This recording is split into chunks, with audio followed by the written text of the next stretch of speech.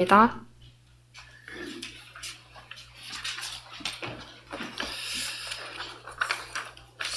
우리 한번 같이 신앙 고백합니다. 방주와 같은 성전을 남깁시다. 우리는 여자의 후손이라고 하는 원색적인 복음만을 증거하는 그러한 강단과 성전, 피예배의 비밀이 있으며 하나님이 받으시는 예배가 살아나는 그러한 성전. 오늘 세 번째는 방주와 같은 그러한 역할을 감당할 수 있는 성전을 남겨야 되겠습니다. 우리는 그래서 창세기로부터 성전 회복에 대한 메시지를 계속해서 나누고 있습니다. 일단 메시지가 우리 속에 들어와야 생각이 바뀌어요. 생각이 바뀌어야 기도가 시작될 것 아닙니까? 메시지가 들어오지 않으면 아무것도 바뀌지 않습니다. 우리가 말씀 받을 때, 예배 드릴 때 나에게 오는 것이 메시지잖아요. 내게 주어진 그 메시지로 딱 들어오게 되어지면 생각도 바뀌고 그때부터 기도도 시작되고 나중에 어떻게 됩니까? 그 메시지가 내 삶을 바꿉니다. 내 행동을 바꿉니다. 거기까지 가야 역사가 일어나겠죠. 제가 수영을 지금 한 5개월째 하고 있는데 수영을 하게 된 이유가 있어요. 메시지가 왔어요. 작년부터 이상하게 어깨가 좀 불편하고 또 회전이 잘 안 되고 걸리고 또 심하면 통증도 있고 갔더니요. 수술하라는 거예요. 수술 날짜 잡았는데 제가 안 하기로 마음먹었어요. 수술한 사람들이 별로 안 좋다는 거예요. 또 수술하게 되고 후유증도 있고 별로 안 좋다. 한의원에 갔더니 얼마나 세게 주물러 부른지 갈 때마다 너무 고통스러워요. 한의사가 제게 묻는 겁니다. 무슨 운동을 하십니까? 숨쉬기 하고 있습니다. 숨쉬기 말고 골프합니다. 그랬더니 어깨에 전혀 도움 안 되는 도리어 더 통증을 유발할 수밖에 없는 그런 운동을 하고 있다는 거예요. 선생님이 가장 도움되는 운동은 뭐냐? 수영, 요가, 스트레칭. 그게 제일 도움된다. 지금 이제 메시지가 좀 왔잖아요. 메시지가 왔는데도 수영하러 안 갔어요. 근데 이제는 우리 사모님이 먼저 가시고, 물속에서 좀 어려움을 겪는다는 이야기를 듣고, 이제 시간표가 되었나 보다. 그래서 제가 가게 된 겁니다. 해보니까 참 좋아요. 우리가 뭔가 하나 하려고 하면 일단 뭐가 들어와야 돼요? 메시지가 와닿아야 돼. 나의 메시지로 나에게 와닿아야 각인돼야 뭐가 일어날 것 아닙니까? 제가 왜 창세기로부터 해서 계속 성전 회복에 대한 메시지를 합니까? 우리 모든 성도들에게 각인되라고.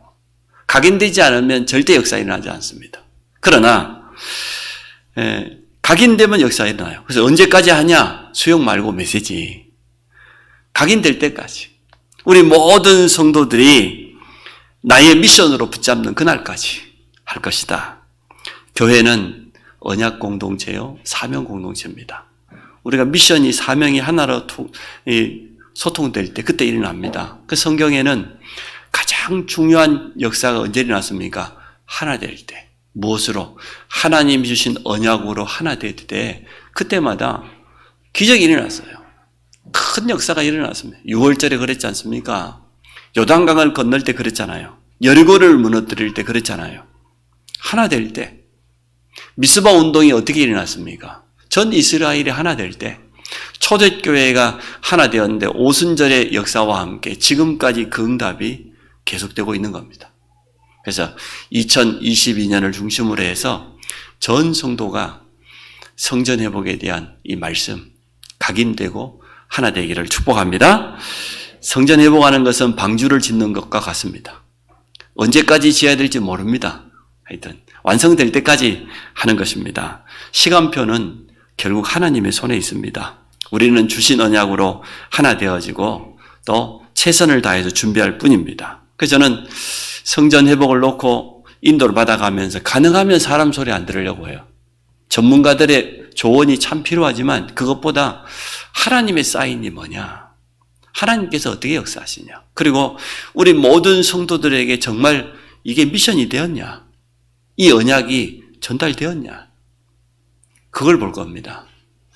틀림없이 전달되어지는 날, 미션으로 붙잡아지는 날, 그때 하나님은 역사할 것이기 때문에 처음부터 끝까지 하나님의 인도를 받고 우리 사람의 인본주의 필요 없다. 그래서 우리가 이렇게 고백하게 될 겁니다. 성전 회복은 하나님이 하셨다. 우리는 거기에 쓰임받아서 너무 감사하다. 이렇게 되어질 겁니다. 잘은 모르지만 주위에 있는 많은 교회들이 성전 회복하는 가운데 시험 들고 자기들까지 분파가 나눠지고 싸워서 나가고 여러 가지 상처받고 많다고 합니다. 그거는 틀린 겁니다. 그런 성전은 필요치 않습니다. 하나님이 원하시는 성전 아닙니다. 성전 회복을 놓고 기도하다가 너무 감사하고 내 인생의 미션이 분명해지고 또 내 삶 속에 하나님 주시는 응답이 있고 헌신할 수 있는 게 너무 기쁘고 이게 정상이거든요. 또 성전 회복하고 나면은 전 성도가 하나 되어서 하나님께 영광 돌리고 할렐루야 외치고 그게 맞는 것 아닙니까? 그래서 그렇게 되어질 때까지 메시지를 계속하도록 그렇게 하겠습니다. 네피림을 이기는 성전이란 제목으로 말씀 전합니다. 첫 번째, 지금이 바로 네피림 시대입니다. 네피림이 뭡니까? 위에서 떨어진 자, 위에서 쫓겨난 자 그런 뜻입니다. 그 위가 어딥니까? 하나님께로부터 추방당한 자, 쫓겨난 자. 찬양을 담당했던 천사장이 그 무리들과 함께 쫓겨났지 않습니까? 네피림 시대는 뭐냐? 사단이 역사하는 시대. 완전 흑암에게 장악된 시대. 지금이 그 시대와 똑같습니다. 이 흑암이 주로 어느 쪽으로 파고 들어갑니까? 우상숭배, 종교, 미신, 무속, 정치, 이념, 민족주의. 무서워요. 이쪽으로 파고 들어가요. 흑암 세력은. 우리가 생각할 때는 정치, 이념 이게 아무것도 아닌 것 같아요. 굉장히 무서운 흑암이에요. 민족주의, 우리 민족만 이런 사상들이 흑암이 깊이 파고 들어갑니다. 아예 그냥 무속인에게는 귀신이 들어가서 역사해버리고 정치인들 속에는 배후에서 굉장히 강하게 역사합니다. 지금이 바로 네피림 시대입니다. 특히 이 흑암 세력은 3단체를 이미 장악해버렸습니다. 3단체가 모르고 있어요. 자기들이 이용당하고 있다는 걸 모르고 있어요. 교회가 힘을 잃어버리고 답을 못 주는 사이에 3단체는 급증하고 있는데 미안하지만 3단체는 답 줄 수 없습니다. 더 많은 문제를 일으킬 뿐입니다. 특히 에베소 6장에 보니까 우리의 영적 싸움이 뭐라고 그랬습니까? 정사, 권세. 이번에 성경에 보니까 통치자, 권세자들, 어둠의 세상 주관자, 하늘에 있는 악한 영들과의 영적 싸움이라고 성경은 분명히 말하고 있습니다. 이들이 이 시대의 네피림들이에요. 권력자, 정치인들. 네피림의 도움을 받아서 세상 성공자들이 성공을 했지만 그 이후에 일으키는 영적 문제가 얼마나 큽니까? 전 세계적인 위기를 가져옵니다. 그 주인공이 지금 푸틴이에요. 그게 네피림이에요. 많은 사람이 그리 안 봐요. 러시아 대통령이 지금 이상하고 일본이지 영적인 눈을 두고 보면 그게 바로 네피림인데 이 흑암 세력이 정치 지도자 한 사람을 장악해버려 완전 거의 독재자지요. 얼마나 많은 사람이 희생을 당하고 최고의 범죄자예요. 최고의 살인자예요. 근데 자기 나라에서는 지지율이 83%라네. 참 이상한 일이죠. 그러니까 이 흑암 세력이 장악한 정치인 속에 역사해 버리니까 그들이 가진 영적인 문제가 전 세계 수많은 사람을 이렇게 희생시키는데도 모르고 있는 겁니다. 네피림 시대의 결과를 성경은 분명히 말해주고 있습니다. 정치가, 경제가, 과학이 사람의 힘으로 막을 수 없는 그런 세계적인 위기가 찾아옵니다. 전문가들이 말하고 있는 바로는 앞으로 이번 코로나 팬데믹 같은 세계적인 전염병 대유행이 앞으로 계속 찾아올 거라고 합니다. 새로운 전염병이 생겨질 거라고 합니다. 그래서 정신병 치유할 수 있습니까? 본인이 알면서도 안 돼요. 옆에서 아무리 도와주고 의사가 아무리 도움 주려고 해도 근본적으로 치료하기 어렵습니다. 중독이란 말은 완전 잡혀버린 거잖아요. 알코올 중독이 됐다, 노름 중독이 됐다, 마약 중독이 됐다. 더 이상 자기 의지로 벗어날 수 없는 상태를 중독이라고 합니다. 그런 사람들이 상상외로 많습니다. 가면 갈수록 더해질 겁니다. 이러한 영적 질병이 계속해서 급증하게 되어질 겁니다. 노아 시대가 동일했습니다. 그 시대 사람들이 가장 좋아하는 걸 다 가져다 줬어요. 육신적인 쾌락, 어마어마한 네피림이라고 하는 그 접신의 능력 다 가져다 주면서 그 시대를 완전 멸망시켜버렸어요. 자, 그래서 오늘 두 번째 하나님께서 노아에게 말씀하신 거예요. 노아야, 방주를 만들어라. 방주를 만들기 이전에 노아가 가지고 있는 영적 상태가 중요합니다. 오늘 이 자리에 있는 우리만 영적으로 깨어 있으면 네피림 시대가 아무리 강하게 몰려와도 괜찮다. 우리 성전은 그런 것을 감당하는 거예요. 전 세계가 지금 세계적인 위기를 만나고 네피림 시대를 만나 있지만, 그러나 참 복음 가진, 언약 가진 그러한 성도들이 있는 성전이 있다고 하면 이길 수 있다. 네피림 시대를 살릴 수 있다, 그겁니다. 노아가 어떠한 영적인 상태를 가지고 있었습니까? 하나님께 은혜를 입은 자라고 그랬어요. 은혜라고 하는 게 뭡니까? 우리가 받은 구원이 은혜입니다. 로마서 5장 8절. 우리가 아직 죄인 되었을 때 그리스도께서 십자가의 죽으심으로 하나님이 우리에 대한 자기의 사랑을 확증하셨다? 이게 은혜예요. 그래서 에베소 2장 8절로 9절에 보니까 구원은 전적인 하나님의 은혜다. 우리 행위에 있지 않다. 우리의 종교적인 노력에 있지 않다. 하나님이 거저 주시는 것을 은혜라고 하잖아요. 아무런 값어치 없이 노력 없이 받는 게 은혜입니다. 우리가 구원을 그렇게 받았습니다. 우리가 받는 응답도 하나님의 은혜입니다. 우리가 지금 누리고 있는 이 예배의 축복도 하나님의 은혜입니다. 우리가 전도자의 삶을 살 수 있는 것도 하나님의 은혜입니다. 은혜 아니면 안 돼요. 이 어려운 시대에 영적으로 지금 혼탁한 시대의 노아에게는 하나님의 은혜가 임한 겁니다. 그래서 은혜 받은 사람의 특징은 뭐냐? 아무것도 문제 안 돼요.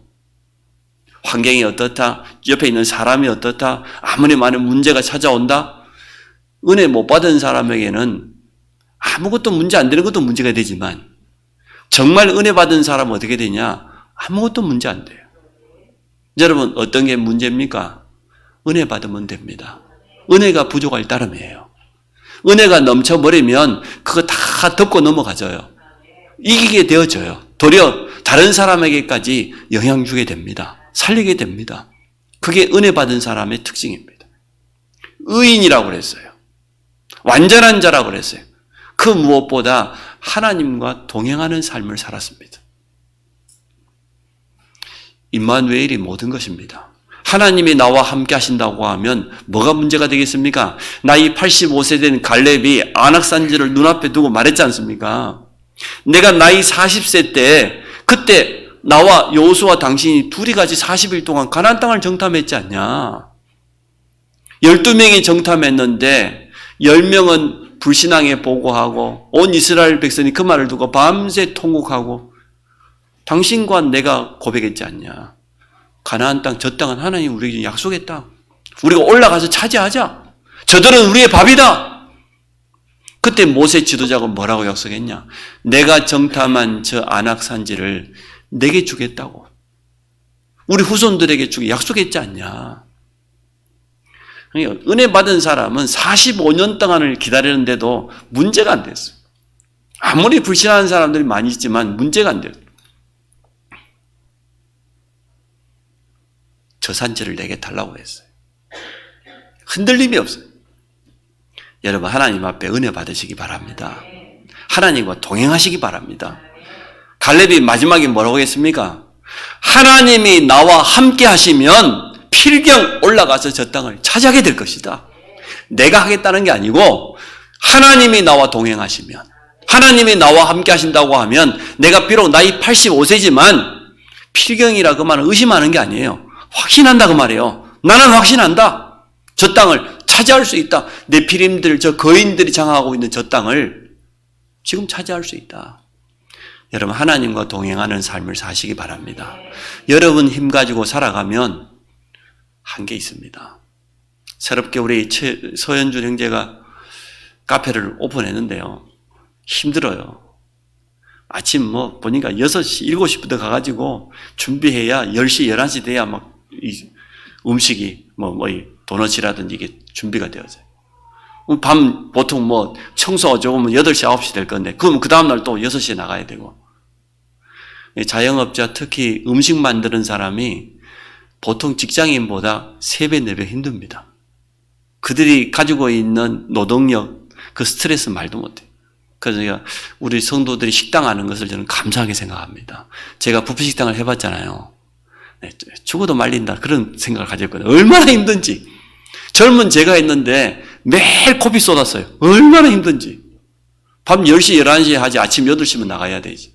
이거는 쉬는 시간도 없고 이건 은혜 입어야 돼.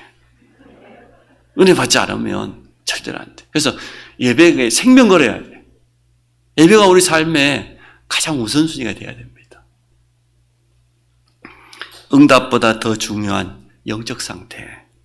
응답은 누구나 받을 수 있어요. 그러나 지속적으로 응답받으려고 하면 어떻게 해야 되냐? 노아처럼 여호와께 은혜 입어야 돼요. 하나님과 늘 동행하는 삶을 살아야 돼요. 이게 영적인 상태입니다. 이 영적인 상태가 된 사람에게 하나님의 메시지가 임하는 것 아닙니까? 영적인 상태가 바뀌지 않으면 아무리 좋은 메시지 받아도 안 됩니다. 여러분이 말씀 받는 가운데 나의 영적인 상태가 조금씩 이렇게 바뀌어져 가야 돼요. 사람들이 나름대로 은혜 받겠다고 하지만 이게 근본적으로 치유 안 되고 바뀌지 않으면 옛날로 또 돌아갑니다. 그래서 우리 구보민 집사님 같은 분을 놓고 기도 많이 해주셔야 돼요. 정말 옆에서 도와줘야 돼요. 본인이 하고 싶어도 안 되는 거예요. 이거는 한두 사람이 도와고 될 일이 아니에요. 하나님이 노아에게 사명을 주었습니다. 방주를 만들어라. 오늘 14절에 보니까 그냥 방주가 아닙니다. 너는 고페르 나무로 너를 위하여 방주를 만들 때 그 안에 칸들을 막고 역청을 그 안에 칠하라. 안팎에 칠하라. 이 나무가 보통 나무가 아닙니다. 물에서 썩지 않아요. 이 나무가. 그런데 오늘 보니까 이 방주를 누구를 위해서 만들어라 했습니까? 너를 위하여 만드는 거예요. 그리고 역청을 발라서 안팎에다가 쉽게 말하면 홍수가 틈타지 못하도록. 이게 방주거든요. 또 오늘 18절에 보니까 19절까지 이렇게 되어 있습니다. 그러나 너와는 내가 내 언약을 세우리니 너는 내 아들들과 내 아내와 내 며느리들과 함께 그 방주로 들어가고 혈육이 있는 모든 생물을 너는 각기 암수 한 명씩 방주로 이끌어들여라. 너를 위하여 만들고 두 번째는 네 가족들을 위해서, 네 후손을 위해서, 마지막으로는 보니까 생명 보존을 위해서 20절에 그렇게 되어 있죠. 분명한 세 가지 목적을 밝혔습니다. 나를 위하여, 우리 가족을 살리는 것이고 생명 보존을 위해서, 쉽게 말하면 네피림 시대를 이기기 위해서 방주를 만들라는 겁니다. 세상 사람들이 잘 되고 성공하는 거, 육신적인 거 부러워하지 마세요. 네피림 오래 가지 못합니다. 결국은 하나님 손에 있습니다. 하나님의 시간표가 분명히 찾아옵니다. 방주를 만들었더니 어떤 결과가 찾아왔습니까? 네피림 시대와 홍수 심판을 완전 이겼습니다. 그 많은 신학자들이 연구해 보니까 노아가 약 120년 동안 방주를 만들었다고 합니다. 120년 동안 그것도 방주를 저 산 위에다가 만들었는데 주위에 있는 사람들이 얼마나 조롱하고 비난했겠습니까? 영감이 말이야, 미치려면 혼자 미치지. 저 자식들 다 데리고 미쳐가지고 이 좋은 날에 말이야 시집가기 좋고 장가가기 좋고 파티하기 좋고 즐기고 말이야 얼마나 즐겼는지 몰라요. 영적인 거 쏙 빼버리고 육신적으로 완전 음란이요 타락입니다. 그런데 이 좋은 날에 비 온대. 그것도 비가 오면은 강가에다가 배를 지어야 되거든요. 산 위에다가 지고 어마어마한 방주, 모든 짐승을 다 담을 수 있어요. 그 방주의 크기가 중요해요. 그리스도는 모든 사람을 다 담을 수 있어요. 다 살릴 수 있어요. 그게 방주의 크기, 우리 구원의 은혜. 120년 동안 노아가 오래 살기 다행이지 적게 살았다라면 안 될 뻔했어요. 사명이 있는 사람은 오래 살 이유가 있는 겁니다. 사명 다하기 전까지는 절대 여러분 이 땅 떠나고 싶어도 못 떠나니까 걱정하지 마시고 여러분 사명 붙잡고 사시기 바랍니다. 안 되면 뭐 평생 성전 회복하다 가지 뭐. 회복될 때까지 한 50년 지어놓으면 어찌 되는지 모르겠어요. 유럽에는 지금 수백 년 동안 짓고 있다지 않습니까? 그 우상 덩어리 그 성당을. 참. 자, 초대교회도 주님의 지상 명령을 가지고 150년 동안 지속했습니다. 예루살렘을 떠나지 말고 아버지께 약속한 성령을 기다리라. 성령 받으면 권능 받고 땅끝까지 증인된다. 성령 받았습니다. 땅끝까지 이 복음을 증거하기 위해서. 그 로마의 핍박은 150년을 기다렸어요. 결국은 이 복음 앞에 로마 황제가 두 손 들었습니다. 복음을 이기는 건 없습니다. 언약 잡은 자를 이길 자 없습니다. 여러분이 언약 잡으시기 바랍니다.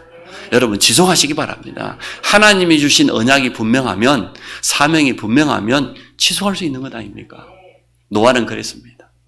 120년 동안 모든 생물이 들어갈 수 있는 그런 어마어마한 방주를 만들었는데 흔들리지 않았어요.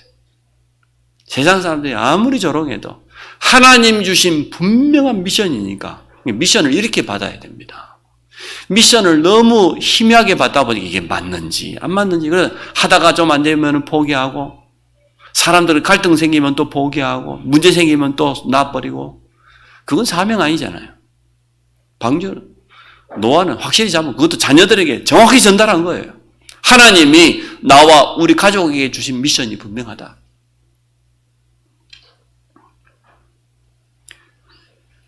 하나님은 방주를 통해서 오실 메시아 예수 그리스도를 설명합니다. 한번 따라하시기 바랍니다. 방주 안에 들어가면 다 산다. 예수 안에 들어가면 다 구원받아요. 진짜 좀 맹수가 들어가든 이상한 짐승이 들어가면 다 살아요. 우리가 성도들 중에는 이상한 사람들이 처음에 세가족으로 옵니다. 세가족을 이상한 사람으로 보지 마시고, 저 사람이 정상이구나 이렇게 보셔야 돼요.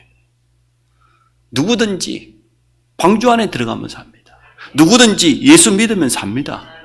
구원받습니다. 그게 방주라니까요. 오실 메시아 예수 그리스도를 설명하기 위해서 120년 동안 노아에게 방주를 만들라고 한 거예요.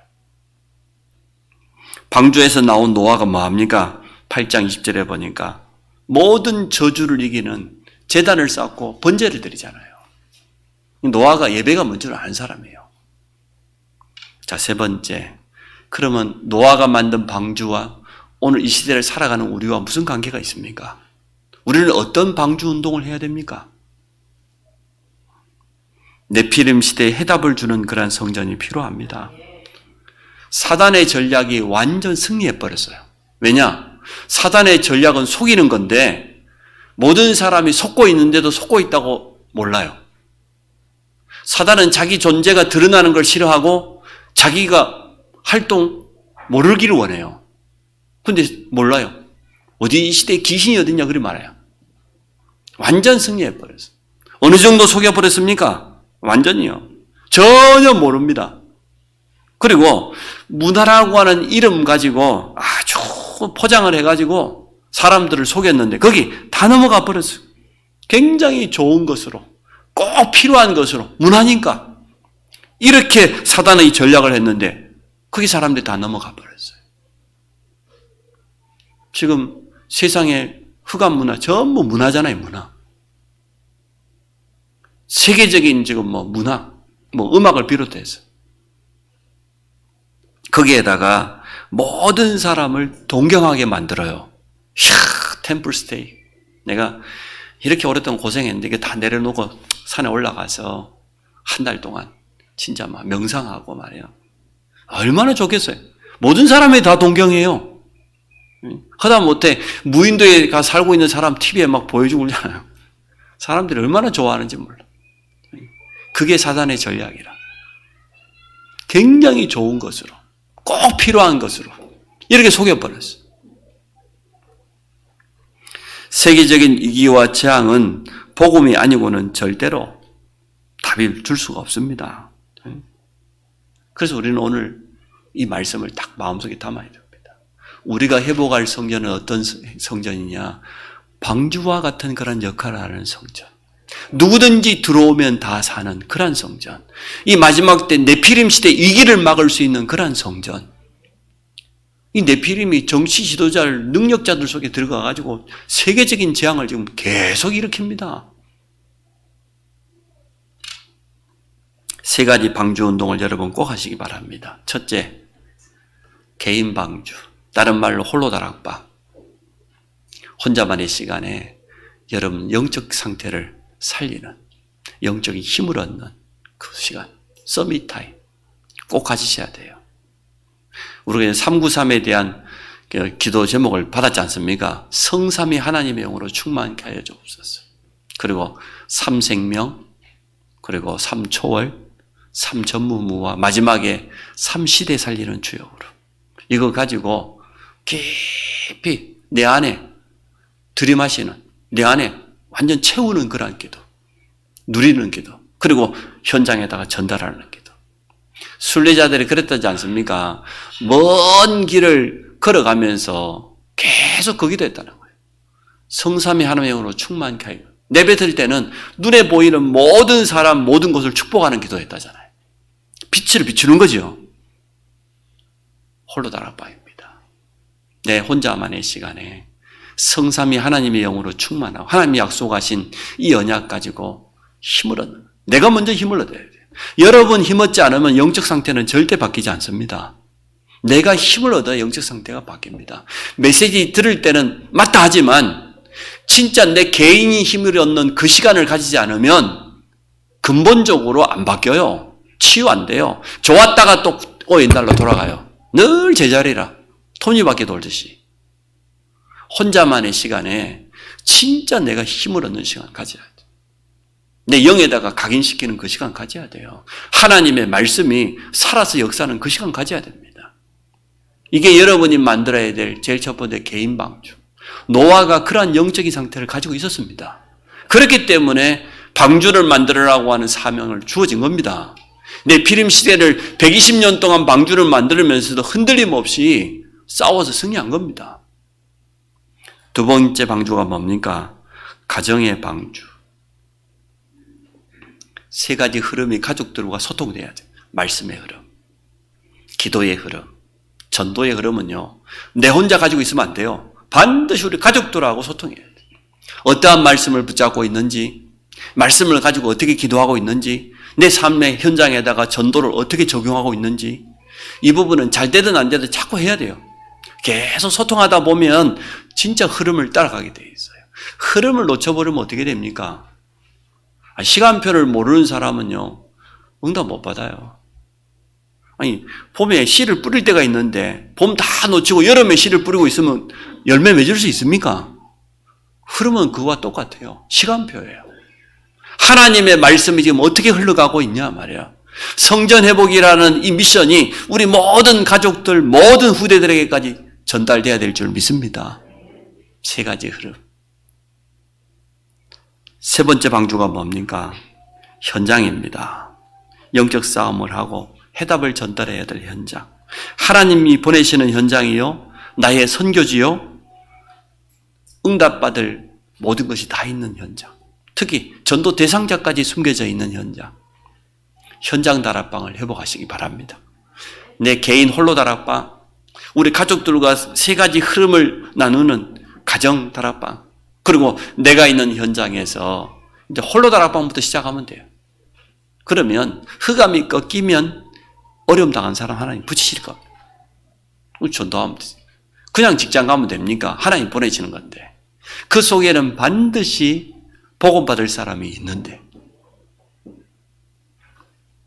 그래서 미래를 준비하시기 바랍니다. 이제 오늘부터 대면 예배를 완전 회복합니다. 확진자 외에는 모두 다 예배 나와요. 같이 예배 드리고 함께 찬양하고 함께 기도하고, 비대면으로 예배 드릴 수밖에 없는 그런 어려움 당한 사람들 있지 않습니까? 문제 만난 사람들. 그들에게 하나님의 말씀이 올바로 전달되고, 특히 말씀 운동도 얼마든지 비내면으로 할 수 있습니다. 다락방. 줌 가지고 하니까 너무 좋아요. 그래가지고 떨어져 있지만 얼마든지 가능합니다. 미디어를 이용한 전도 선교 운동을 일으켜야 됩니다. 하나님이 주신 굉장히 좋은 도구예요. 우리 박준희 형제가 지금 터키를 다녀와서 터키 사람들에게 한국을 자꾸 소개하고 그런다고 그래요. 그래가지고 전도도 하고 선교도 하려고. 결국 우리가 복음 전하려고 하는 도구니까 전도 선교에 꼭 필요한 겁니다. 미디어를 이용해서. 결론을 이렇게 맺겠습니다. 네피림을 이기는 그러한 성전이 필요하다. 네피림에 답을 주는 그러한 성전이 필요하다. 네피림에 빠진 자를 건져내는 그러한 성전이 필요하다. 근데 네피림을 올바로 설명해 주는 사람도 없습니다. 무조건 안 된다, 잘못된 것이다, 그건 말이 안 되잖아요. 정확히 설명해 줘야 돼요. 성경은 분명히 밝히고 있습니다. 지금도 네피림 시대입니다. 동일합니다. 방주 역할을 감당할 성전. 누구든지 방주 안에 들어오면 삽니다. 그래서 로마 10장 13절에 보니까 누구든지 주의 이름을 부르는 자는 구원을 받으리라. 누구든지 예수 안에 들어오면 다 살아요. 뭐냐? 우리 성전은 뭐냐? 구원의 방주 역할을 감당하는 성전이 필요하다. 그래서 여러분, 3가지 방주 운동 하세요. 개인 다락방. 제일 먼저 나의 영적인 상태를 완전 치유하고 살리는, 하루에 한 번 정도는 하나님께 집중하는 그런 시간이 필요합니다. 우리 공부하는 랩런트도 마찬가지입니다. 공부보다 더 중요한 게 여러분이 영적인 힘을 얻는 거예요. 집중력을 키우는 겁니다. 홀로 다락방, 개인 다락방, 서밋타임 꼭 하세요. 2번째, 우리 가족들하고는 3가지의 흐름이 소통돼야 된다. 우리 아이가 지금 예배를 드리고 왔는데 무슨 말씀을 붙잡았는지 우리가 소통해 봐야 안 되겠습니까? 어떤 기도점을 가지고 있는지, 현장에 어떤 어려움이 있는지, 그걸 전부 전도로 봐. 3가지 흐름을 소통하고 전달하는 가정예배, 가정다락방. 3번째, 이제 도전하세요. 현장 다락방. 이제 코로나하고 같이 갈 겁니다. 이제 뭐 1급에서 2급으로 다운시킨다잖아요. 국가에서 관리하는 단계를 낮춘다고 하잖아요. 이제는 2주 후가 되어지면 아마 밖에서는 마스크 안 써도 되는 그런 시대가 다가옵니다. 뭐 모임에 전혀 제한 없는 그런 시대가 됐어요. 보니까 오늘도 우리 성도들한테 6가정 걸려 있는데 뭐 한 1, 2주 지나고 나면은 걸릴 사람 다 걸리고 지나갈 것 같아요. 너무 뭐 걱정하지 마시고 문제 삼지 마시고. 그래서 이제 현장에 다락방 해보게라. 방주가 뭡니까? 쉽게 말하면 말씀운동 다락방이에요. 방주를 만들어라. 너를 위하여, 후손을 위하여, 생명보존을 위해서. 여러분, 내 자신을 위한 개인 다락방 회복하시기 바랍니다. 영적인 상태를 살려라. 후손, 우리 가족, 후대를 위해서 언약을 전달하고, 그리고 현장에 생명의 빛을 전달하는 말씀 운동을 시작하기를 주의 이름으로 축복합니다. 하나님, 이 시대에 노아와 같이 말씀 운동할 수 있는 방주 운동에 우리를 사용하여 주옵소서. 전 성도가 이 중심을 가지고 나아가게 하시고 또 현장에서 응답을 확인하도록 축복하여 주옵소서. 예수 그리스도 이름으로 기도합니다. 아멘.